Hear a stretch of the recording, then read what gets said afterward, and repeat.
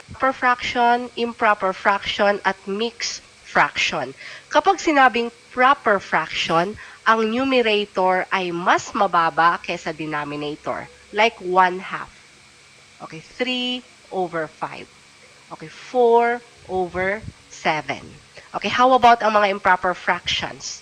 Okay, mas mataas ang numerator kesa denominator ng mga improper fractions like 4/3. Okay, 5/4. 20/13. Okay, improper fraction din kapag ang numerator ay pareho lang sa denominator like 8/8. Okay, ang mga mixed fractions naman ay combination ng whole number at proper fraction. Okay, like 4 and 1/2. Okay, 10 and 3/5. Okay, 40 and 1/2 or 1/2. How about ang fraction na 13/10? Anong uri ng